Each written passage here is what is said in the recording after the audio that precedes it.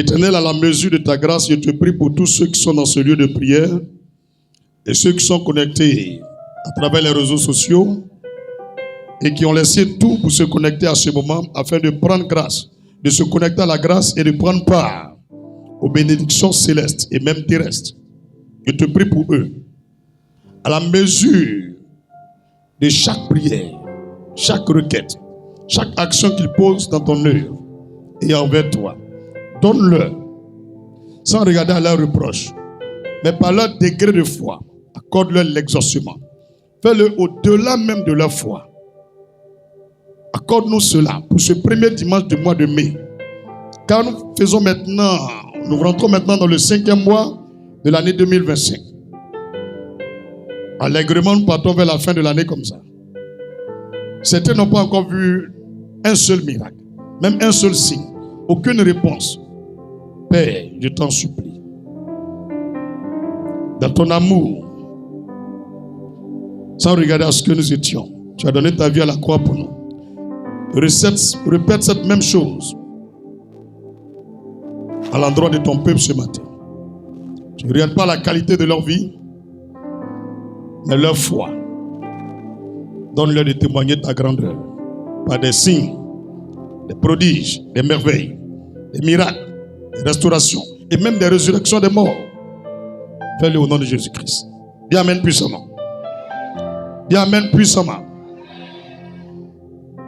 Dis à ton voisin, on est venu à la prière. Dis, la prière est un processus. De toute prière, dis avec moi, toute prière qui est inspirée par l'Esprit de Dieu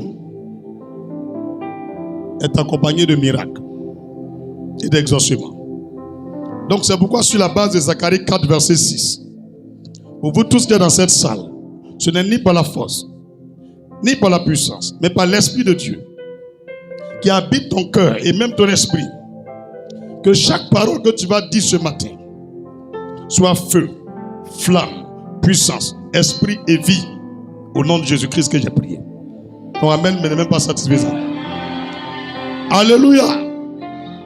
Sors de ce temps est le message de ce dimanche. Tu voulais sortir. Sors de ce temps est notre message de ce dimanche. Sors de cette femme. Sors de cet enfant. Sors de ce jeune homme. Sors de ce pépé. Tu n'as pas de place en lui. Dehors. C'est ce que Jésus-Christ m'a demandé de venir faire ce matin. Il dit de commander à tout ce qui n'est pas de lui en toi de sortir ce matin. Marc chapitre 5 verset 1 au verset 20. Marc chapitre 5 verset 1 au verset 20. Marc chapitre 5 verset 1 au verset 20.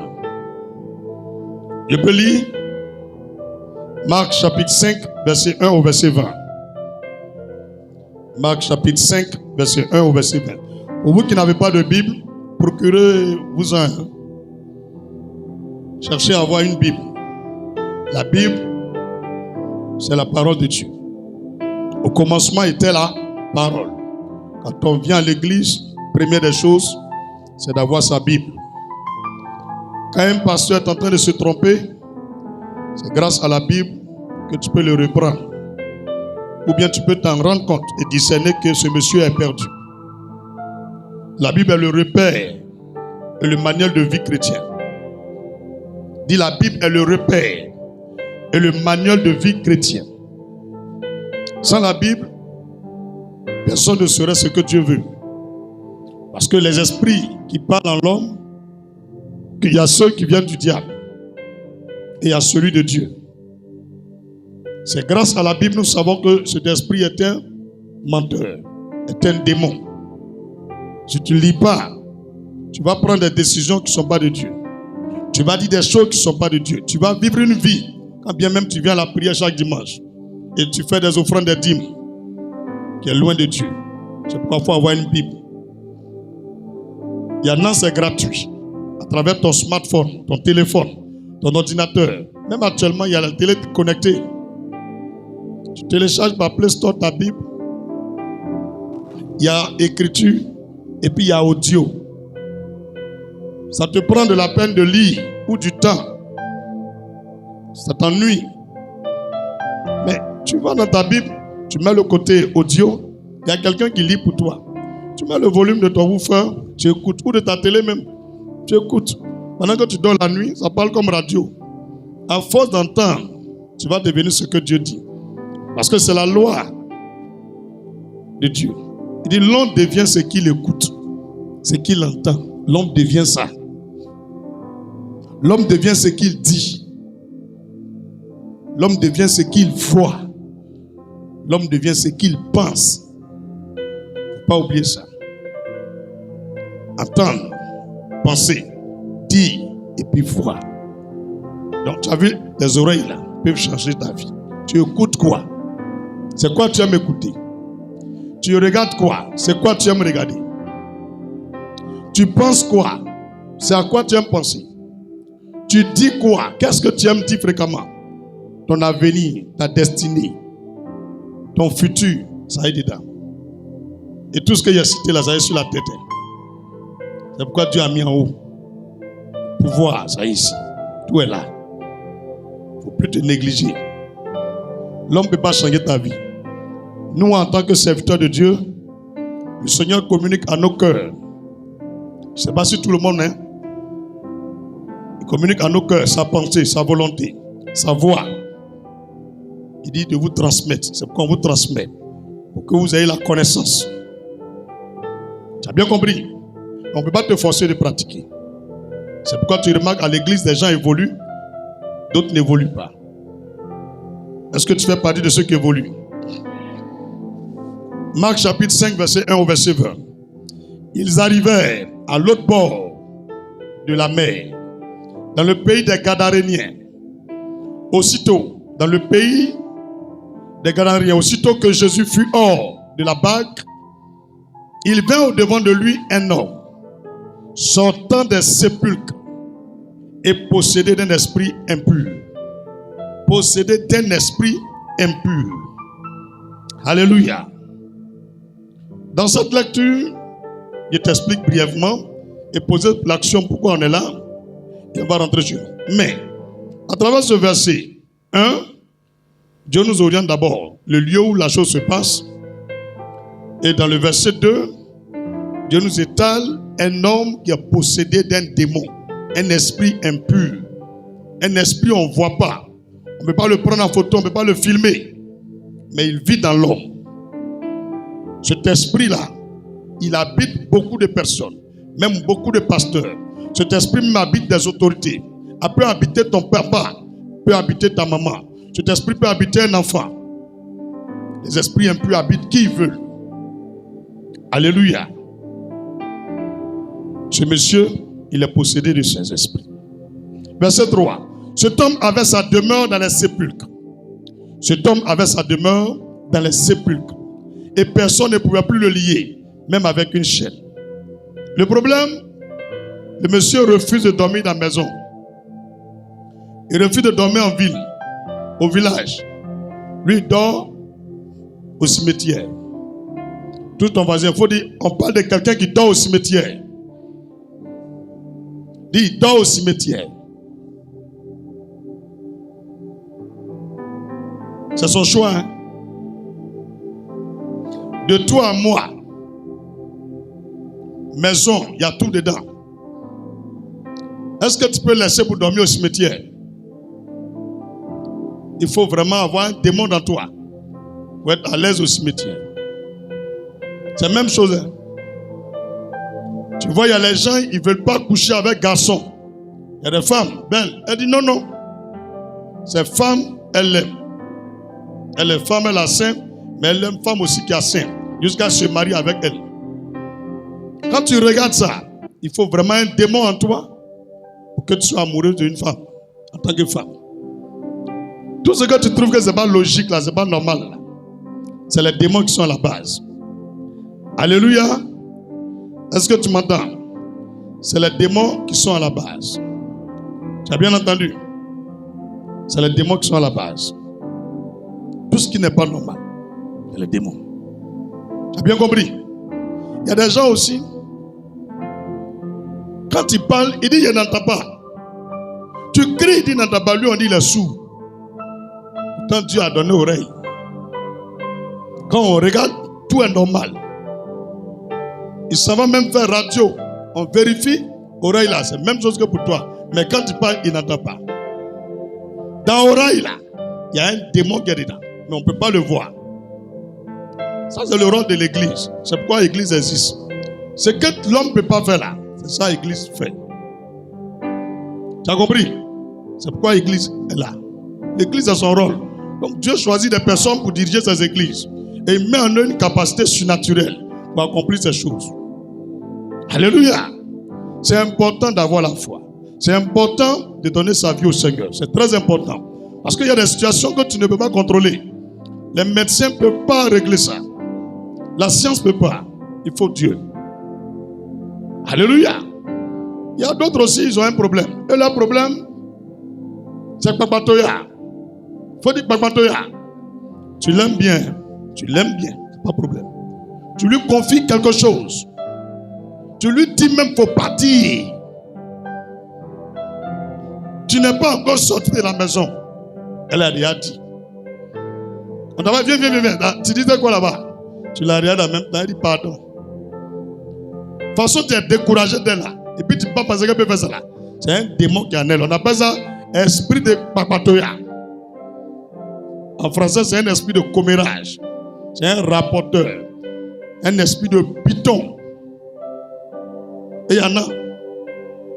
Il y a des garçons, ils ont une femme qui a un très bon derrière, un très bon devant, un très bon en haut. Tout est joli. Mais la nuit là, elle dort seule. Ça fait 5 ans, il ne dort pas à elle. Il a pris une maison quelque part à San Pedro. Et puis, femme qui est là-bas est mince. Elle n'a même pas derrière. Il est fan d'elle. Même sa collègue dit, ah, champion, mais ta femme, les deux là, il n'y a pas match. Il dit non, si je la laisse, elle va mourir. Elle peut me tuer. Donc son camarade regarde, il ne sait pas comment il va régler le problème. Ça là. Mon ami, Yako, c'est un démon qui est dans lui. C'est un démon là qui veut qu'il laisse enfant des gens dans la maison 5 ans sans la toucher. Et puis il est derrière squelette. C'est un démon seul qui peut faire ça. Tous ton frère, il faut dire les démons. Il faut les éviter. Et ça que tu es fâché, il m'en fout. Alléluia. Alphonse, il y a des gens aussi. L'argent qui est dans ta poche là, c'est pas pour lui. Hein. Tout le monde brûle pour manger. Lui prend un couteau ou bien un pistolet. Il vient, il veut te tuer. Il tire sur toi, il te blesse. Il prend ton argent, il s'en va. Quand il regarde, il dit, mais comment un homme peut faire ça? Est-ce que c'est normal? Il a habité d'un démon. Lui, son démon là, il prend ce qui n'est pas pour lui. C'est un esprit de vol. Alléluia. Il y a d'autres aussi, ils sont ministres. On a déjà prié pour quelqu'un qui est un grand dans le pays, mais elle pisse au lit. C'est une jolie femme, elle a un chauffeur, garde du corps, mais elle pisse au lit, elle porte couche pour dormir. Donc son mari est fatigué, il va divorcer. Maman là, depuis elle est née, elle pisse. Elle a fait dot, elle pisse. Ils l'ont mariée, elle pisse. Elle a fait enfant. Souvent l'enfant est couché, donc il y a pipi, elle met sur l'enfant. L'enfant là a grandi, elle est partie dans sa chambre, elle pisse encore. Est-ce que ça là c'est normal? Maman la façon elle pisse comme ça là. C'est un démon qui habite en elle. Le démon là, c'est un démon d'humiliation. De la sorcellerie. Il veut humilier la femme, il veut gâter son nom. Donc partout où elle va, elle pisse. Ça c'est un esprit qui fait ça. Il faut qu'on chasse ça. Tu m'as bien compris? Et il y a d'autres, depuis qu'ils sont nés, le mot gentil là, ils n'aiment pas. Faire du bien là, ils n'aiment pas. Ils ne te connaissent pas. Tu ne le connais pas. Vous n'avez jamais parlé ensemble. À cause de ta maison que tu as construite là. Et puis au quartier là, il a commencé à creuser trou devant ta porte. Même médicament dedans, tu n'as qu'à mourir. Tu ne le connais pas. Vous n'êtes pas du même village, même pas même famille. Tu ne l'as jamais dit bonjour. Lui, il sent plus qu'au Togo, au Bénin, au Mali, prend un médicament spécialement pour te tuer. Toi, tu n'as rien fait. Hein? Et puis il vient mettre là. Tu marches dessus, on dit tu es mort. Et puis il est content. Pendant que tes enfants pleurent, il met musique. Il est loupé. Est-ce que ça là, c'est normal? L'homme là, c'est un démon qui habite en lui. Il a un esprit d'envoûtement, un mystique, un agent du diable. Il faut que lui là, qui va partir au paradis là, démon ça là, on doit chasser. Sinon il peut tuer tout un quartier. Un médicament il connaît où on prend bien. Donc c'est pourquoi nous les chrétiens, on doit prier. Les pasteurs doivent faire leur travail. Sinon le monde se gâte. Tu as très bien compris ce qu'il avait te dit. Et Jésus est venu donner la puissance, le pouvoir aux hommes, qu'ils soient pasteurs ou bien fidèles. Pour que quand il y a un esprit dans quelqu'un, il n'a qu'à chasser. Maintenant, lui-même, il est chrétien. Il n'a qu'à veiller sur lui-même pour pas les démons vont rentrer en lui pour lui donner un mauvais comportement, un vilain témoignage. Tu as bien compris? Est-ce que tu me comprends? C'est pourquoi on est venu ce dimanche. Dis un esprit impur, un esprit de démon peut te priver du paradis. Et te dis ça aujourd'hui. Un esprit de démon peut te priver du paradis. Au ciel, là, il n'y a pas de démon avec Dieu. Tous ceux qui sont démons, il les a tous chassés. Avant, ils étaient fidèles. Et leur papa, leur patron, il s'appelle Satan. Il les a blagués pour chercher à prendre la place de Dieu et tuer les anges qui sont avec Dieu. Pourtant, eux tous, c'est Dieu qui les a créés, ils sont au paradis. Et après Dieu, lui qui vient, on l'appelle Lucifer. C'est lui qui est parti voir un tiers des anges de Dieu pour leur dire, on n'a qu'à faire un tuer Dieu. Hein? Ouais, Dieu. Dis avec moi, l'homme qui est incréé. L'être qu'on ne peut pas créer, qui n'a pas de commencement. Toi, il t'a créé. Tu veux tuer ton créateur. Donc, Dieu, il voit tout ce qui est dans le cœur de l'homme. Donc, c'est lui qui t'a donné le pouvoir, non? Donc, il a donné son pouvoir à un autre. Lui, on l'appelle Michel. Dis Michel, il faut voir les anges qui me sont encore fidèles là. Lucifer là. Frappez-le bien. Et puis dégarpissez tout le groupe là du paradis. Il va créer un coin où il y a le feu. On va les jeter tous là-bas. Ça, on appelle l'enfer là. Donc, quand Dieu les a chassés du paradis là, Dieu aussi a créé les hommes. Et les hommes, il y a les gens, ils ont mauvais cœur. Donc Dieu dit, ah, tous les hommes qui font comme les démons là, Satan là, eux aussi vont partir en enfer. Mais comme je suis un Dieu, je suis bon, c'est moi qui ai créé les hommes.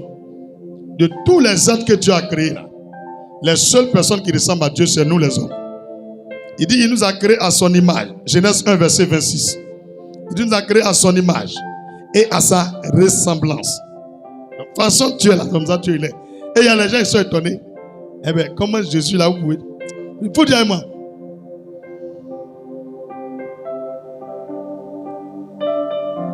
Il a parlé mal à quelqu'un. Dieu dit, l'homme est son image et sa ressemblance. Si tu prends une tomate et que tu tires photo à tomate, ça sort quoi? Pourquoi vous voulez que ça n'a qu'à sortir pomme? On est image de Dieu. On est ressemblance de Dieu. Quand moi j'enseigne là, c'est pour que tout le monde comprenne. C'est ça qui les fait mal. Ils n'aiment pas la vérité. Bientôt là, ils vont laisser où ils vont là, ils vont venir à l'église. Parce que c'est qu'eux, ils prient là. Ils ne connaissent même pas sa figure, son image. Vous lisez quelque part où Dieu dit, vous êtes mon image et ma ressemblance. Il n'y a aucun repère dans votre adoration. On ne sait rien. Un jour, on s'est réveillé. Alléluia, amen. On entend un voisin qui crie. Je demande au voisin, pourquoi tu cries? Il dit, ah, j'ai marché. Dieu il a fait tomber un livre du ciel. Qu'on n'a qu'à suivre le livre là. Il faut dire, suivre un livre.